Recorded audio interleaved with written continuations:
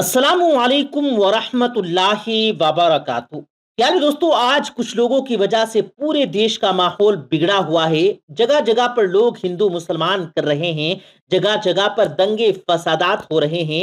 हाल ही में आपने हरियाणा के मेवात के नूह में भी देखा और सुना भी होगा कि किस तरह से वहां का माहौल बिगड़ा हुआ था। ऐसे बिगड़े माहौल में हम आपको दो ऐसे वाकयात बताते हैं जिनको सुनकर आप समझ जाएंगे कि ना हिंदू बुरा है और ना मुसलमान बड़ा है। सिर्फ कुछ लोग बुरे हैं जो अपने फायदे के लिए ऐसा करते हैं।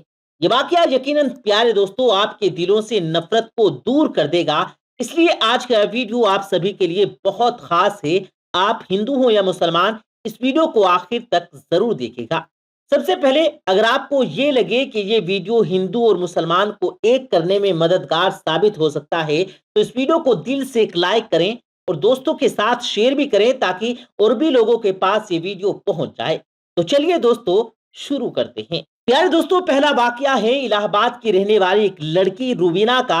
रुबीना लखनऊ में रहकर अपनी पढ़ाई पूरी कर रही थी। रुबीना उस दिन अपने घर इलाहाबाद जाने वाली थी, मगर उसी दिन उसके किसी फ्रेंड के घर पर कोई पार्टी थी। इसलिए उसने सोचा कि पहले मैं अपने फ्रेंड की पार्टी अटेंड कर लेती हूँ, उसके बाद शाम को अपने घर चली जाऊंगी। बस यही सोचकर उसने अपना रिजर्वेशन भी करवा लिया था। उसके बाद रुबीना ने पार्टी अटेंड की और फिर शाम को सीधी वो अपनी फ्रेंड के घर से निकली और रेलवे स्टेशन पहुंच गई। जाकर ट्रेन में अपनी सीट पर बैठ गई। रुबीना का रिजर्वेशन जिस बोगी में था उसमें लगभग सभी लड़के ही थे जिनकी हंसी मजाक रुबीना को खूब डरा रही थी। टॉयलेट जाने के बहाने से रुबीना पूरी बोगी में घूम आई थी। मुश्किल से पूरी बोगी में दो या तीन औरतें रही होंगी। ये देखकर रुबीना अनजाने भय से कांप सी गई थी, क्योंकि पहली बार वो रात के वक्त ट्रेन में अकेली सफर कर रही थी। इसलिए वो पहले ही से बहुत घबराई हुई थी। और जब उसकी बोगी में सारे लड़के ही भरे हुए थे तो ये देखकर वो और भी ज्यादा डर गई थी। इसलिए फिर वो खुद को असहज रखने के लिए अपनी सीट पर बैठी और एक मैगजीन निकाल कर पढ़ने लगी। बोगी में लड़कों का एक झुंड था जो शायद किसी केब में जा रहा था। उनकी हंसी मजाक और उनके चुटकुले रुबीना को और भी ज्यादा डरा रहे थे। रुबीना के डर और भय के बीच रात धीरे धीरे गुजरने लगी, मगर रुबीना अभी भी कांप रही थी। ये देखकर अचानक सामने की सीट पर बैठे एक लड़के ने कहा, हेलो मेरियाज, और आप? तो डर के मारे खिड़की पर झुकी रुबीना ने धीरे से कहा कि जी मैं। तो ये लड़का समझ गया और कहने लगा कि जी कोई बात नहीं, अगर आप अपना नाम नहीं बताना चाहती हैं तो मत बताइए, मगर वैसे आप जा कहाँ रही हैं? रुबीना ने धीरे से कहा, जी इलाहाबाद। इतना सुनते ही लड़की ने कहा, क्या इलाहाबाद? अरे वो तो मेरी नानी का घर है।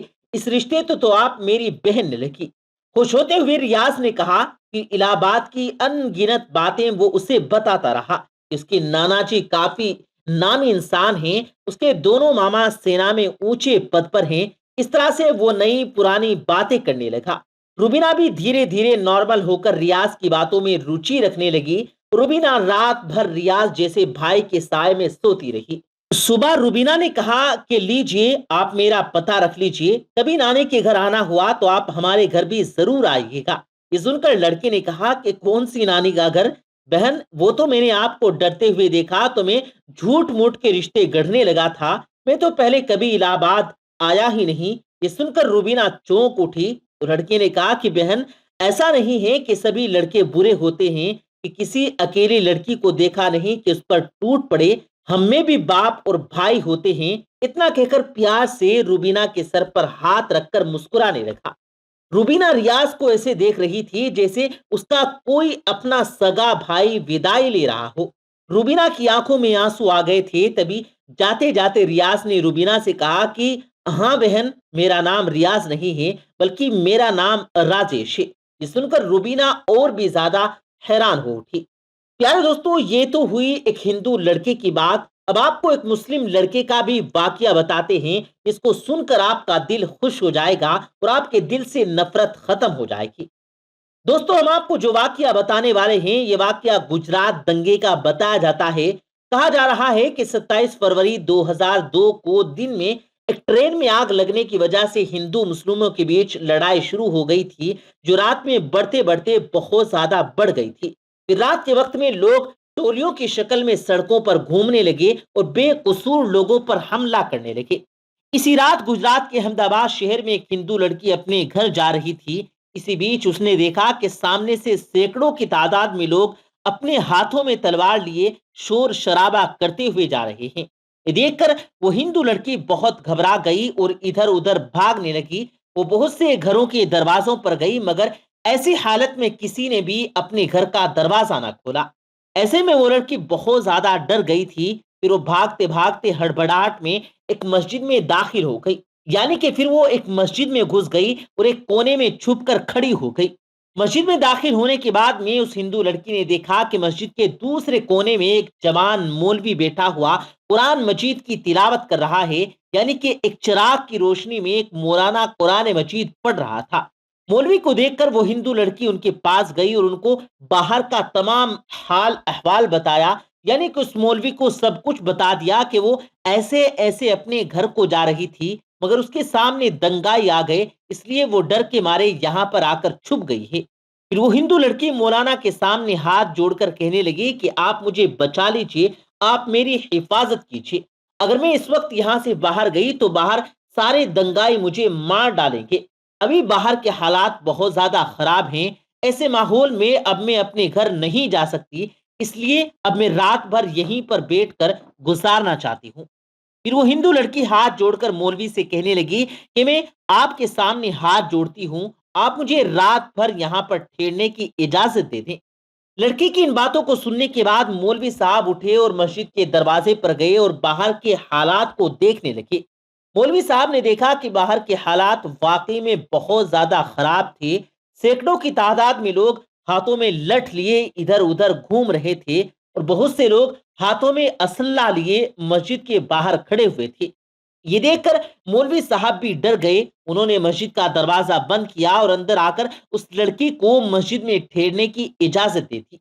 اب وہ ہندو لڑکی مسجد کے کونے میں آ کر بیٹھ گئی۔ وہیں مسجد کے دوسرے کونے میں مولانا صاحب پھر سے قرآن مجید پڑھنے میں مصروف ہو گئے، یعنی کہ قرآن مجید کو انہوں نے پڑھنا شروع کر دیا۔ اس مولانا کے سامنے ایک چراغ رکھا ہوا تھا جو جل رہا تھا۔ ادھر وہ ہندو لڑکی مسجد کے دوسرے کونے میں بیٹھی مولانا صاحب کو دیکھ رہی تھی۔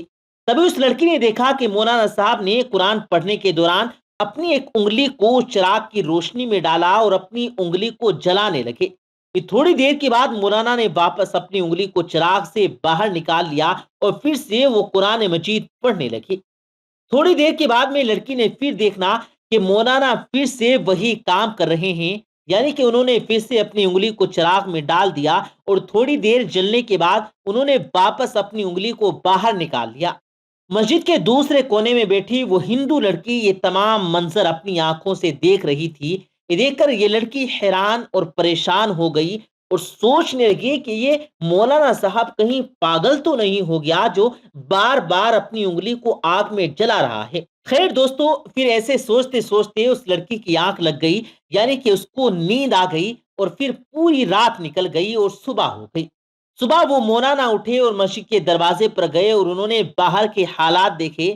مولانا نے دیکھا کہ اس وقت باہر کوئی نہیں تھا، یعنی کہ تمام دنگائی وہاں سے جا چکے تھے۔ پھر وہ مولانا اس لڑکی کے پاس گئے اور کہنے لگے کہ بہن اٹھو، ہماری نماز کا وقت ہو گیا ہے، ابھی تھوڑی دیر کے بعد میں یہاں پر بہت سارے نمازی آنے والے ہیں، اس لیے اب تمہارا یہاں پر رکنا مناسب نہیں ہے، کیونکہ اگر لوگوں نے تم کو یہاں پر دیکھ لیا تو لوگوں میں بدگمانی پیدا ہو جائے گی، لوگوں میں ایک ڈاؤٹ پیدا ہو جائے گا، اس لیے اب تم جلدی کر کے یہاں سے چلی جاؤ۔ اور میں نے باہر جا کر دیکھ لیا ہے، ابھی باہر کے حالات نارمل ہیں، باہر کا راستہ صاف ہو چکا ہے، اب آپ آسانی سے اپنے گھر جا سکتی ہیں، آؤ میں اب تم کو باہر تک چھوڑ دیتا ہوں۔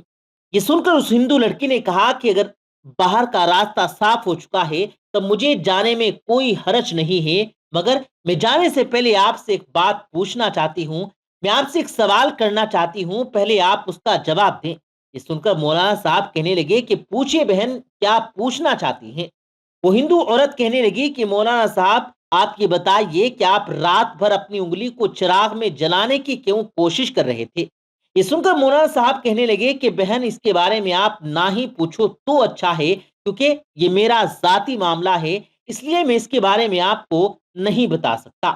یہ سن کر وہ ہندو لڑکی کہنے لگی کہ جب تک آپ مجھے اس کے بارے میں نہیں بتائیں گے تب تک میں یہاں سے واپس نہیں جاؤں گی۔ اس لیے پھر مولانا صاحب کو اس کے بارے میں مجبوراً بتانا ہی پڑا۔ مولانا صاحب کہنے لگے کہ دیکھو بہن، بات دراصل یہ ہے کہ جب تم رات کے وقت یہاں پر آئی تھی تو تمہاری خوبصورتی کو دیکھ کر شیطان نے مجھ کو بہکانا شروع کر دیا، اس لیے پھر میرے دل میں نفسانی خواہشیں بڑھنے لگی، یعنی کہ تم کو دیکھ کر میرے دماغ میں غلط اور گندے خیالات آنے لگے تھے اور مجھ کو بے چین کرنے لگے تھے۔ اس لیے فوراً میرے دل نے مجھ سے کہا کہ اگر تم برا کام کرو گے، اگر تم غلط کام کرو گے تو کل قیامت کے دن تجھے جہنم کی آگ میں جلنا پڑے گا، جو اس دنیا کی آگ سے 70 گنا زیادہ بھیانک ہوگی۔ اس لیے پہلے تم اس دنیا کی آگ کا مزہ چکھ لو۔ بس یہی سوچ کر میں نے اپنے دل کی بات کو مانتے ہوئے اپنے جسم کو آگ کے حوالے کر دیا اور اپنے جسم کو آگ کا مزہ چکھانے لگا اور اپنے نفس سے کہنے لگا کہ اگر تجھ میں اس آگ کی تپش کو برداشت کرنے کی طاقت ہے تو پھر تیری مرضی، تو جو چاہے کر، اور اگر تو اس کو آگ کو برداشت کر سکتے ہو تو پھر یہ گناہ کر لو۔ اسی وجہ سے رات میں جب جب میرے دماغ میں غلط اور گندے خیال آئے تب تب میں نے اپنے نفس کو آگ کے حوالے کر دیا اور نفس کو آگ کا مزہ چکھانے لگا۔ آگ کی تپش دیکھ کر میرا نفس غلط کام کرنے سے رک گیا، ایسے کرتے کرتے کہ میری پوری رات گزر گئی۔ پیارے دوستو، دیکھا آپ نے، نہ ہندو برا ہے نہ مسلمان برا ہے، برے ہیں کچھ لوگ جو اپنے فائدوں کے لیے ہندو اور مسلمان کو آپس میں لڑانے کا کام کرتے ہیں۔ اس لیے آپ ایسے لوگوں کی باتوں میں کبھی نہ آئیں اور آپس میں سب مل جل کر رہیں، اسی میں ہم سب کا فائدہ ہے اور ہمارے دیش کا فائدہ ہے۔ پیارے دوستو، امید کرتے ہیں آپ کو آج کی ہماری یہ ویڈیو ضرور پسند آئی ہوگی۔